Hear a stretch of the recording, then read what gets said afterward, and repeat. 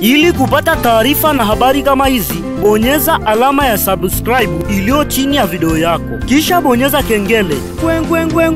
Utapata taarifa na habari kwa wakati kupitia MD Online TV. Asante. Za kuaga zifate, naona watu ndio analifungua jeneza hili sasa.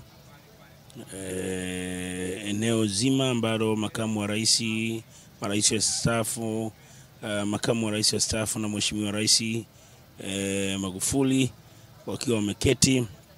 Muona pia mzee Mwinyi, rais wetu mstaafu, yuko pale naye ameketi, mzee Mangula na wengine wengi tu ndani ya ukumbi huu, kiendelea kufuata taratibu nzima za mtiririko wa kuweza kumwaga mzee wetu Mzee Mengi.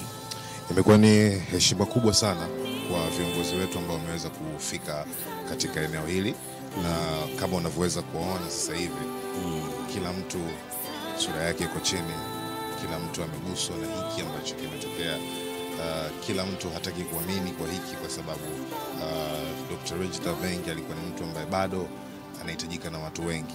Msaada wake bado ulikuwa ni nguvu kwa watu wengi sana, na kama ulivyoona na mapokezi yake mpaka kufika hapa, na ukiangalia mheshimiwa rais, machozi yanamdondoka kutokana na situation ambayo inakuwa inaendelea kwa muda huu hapa.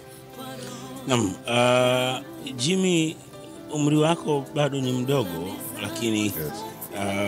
Umepata bahati ya kuweza kutangaza matangazo haya ya moja kati ya wazee waliowekeza sana kwenye tasnia ya habari Tanzania wengi, na kwa sababu ukiangalia kila sekta ambayo walikuwa wameongelea hadi sekta ya mazingira. Ili kupata taarifa na habari kama hizi, bonyeza alama subscribe chini ya video yako, kisha ubonyeze alama ya kengele itajitokeza ili kupata matukio na habari zaidi kupitia MD